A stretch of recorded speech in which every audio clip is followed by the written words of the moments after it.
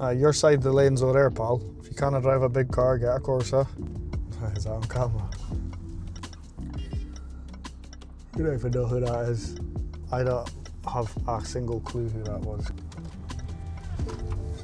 I need to go to Vovem. We were waiting on them building some partitions and we need to make some screen dividers for it. They've done that now, so I'm going to go and take some final measurements, nip back to the workshop, do a cutting list, and then we will manufacture them, drop them off this week. Seating we should hopefully drop off on Friday of this week, and that just gives us the start of the week to get a few last little bits and bobs in and done, so yeah, see how it goes. A bit more tired today. Theo decided he didn't want to sleep last night. We have encountered a few problems with the Vovem job. Always when you're doing custom, like one-off seating, there's always challenges. Like interior designers are trained to design something that looks aesthetically pleasing and amazing, but obviously we've then got to pick up from that and work out how it's made. So the seats, for example, are curved booths. The ends are rounded, and obviously timber's not meant to be round. So we had to work out how would we build the base structure to enable the finished product to be like that. So it was a bit challenging, to say the least. We had quite a lot of constraints on this job, should we say, like size constraints. Like the council are quite particular with distances for escape routes, so we needed to make sure it was bang on. So we're going to go there now. We'll measure up this partitions. We'll go back. We'll design the screens, we'll get them cut out, we'll get them assembled, get them dropped off, and then everybody will be happy, hopefully.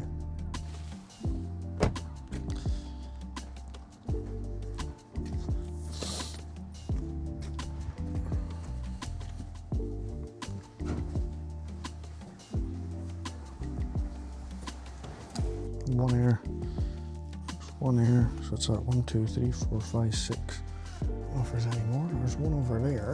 7. 1406 by, let's say 105. They should all be the same. See, that one's only 100 now, but we'll go for 105. Oh, it's 1326. 1326. Marky. Right, what's happening with the end here? So what? I think it was just plasterboard at the end. Yeah. That's all right. So, but then, if it's going to be here.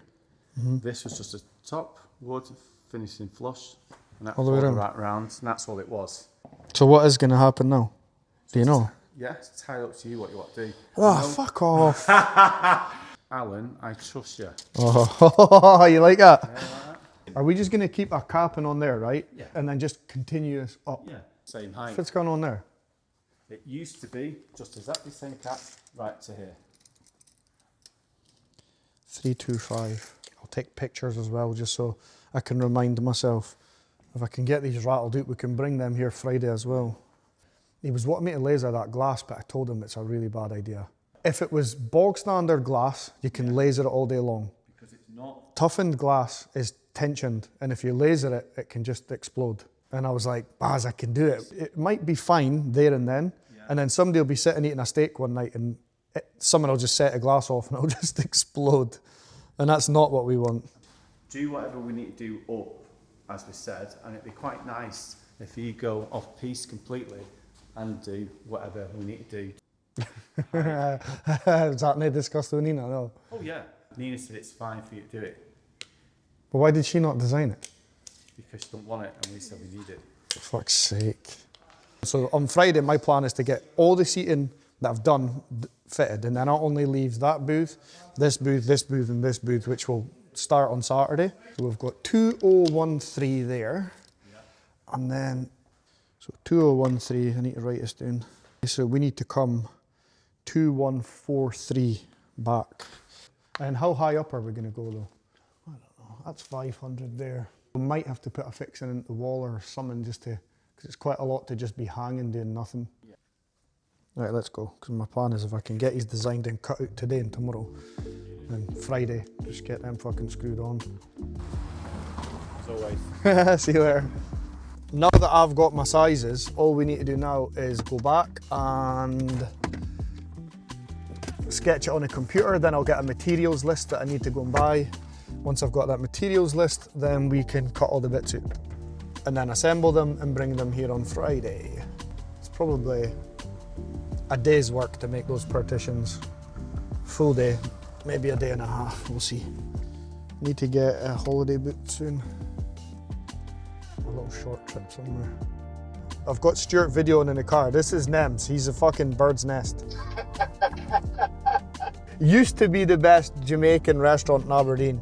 Hey now. Right, I'll phone you later on, because I'm in the car just now.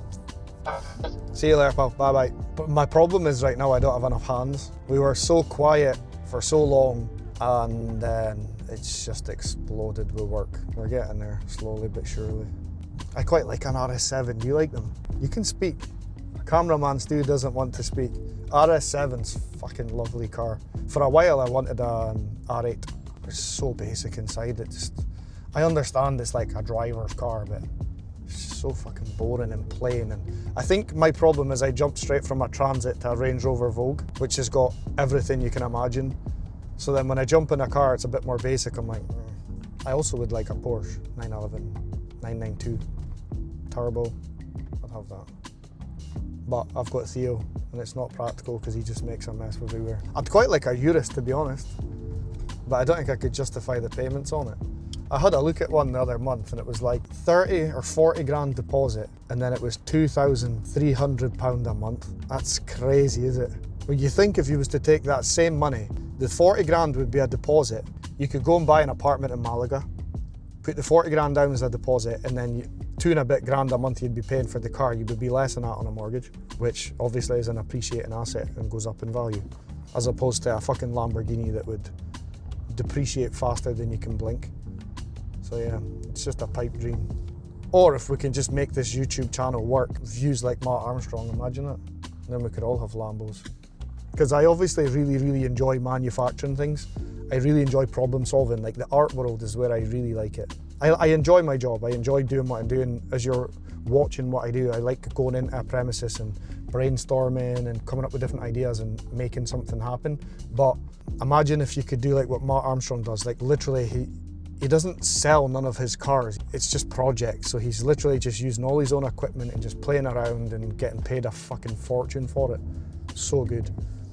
And we're in a great place in terms of we have all of the equipment that we need to make whatever we want. The end goal for me would love to be able to create my own art brand under Evil Genius and sell art products or art sculptures. The skill of manufacturing it is only 40% or 50%.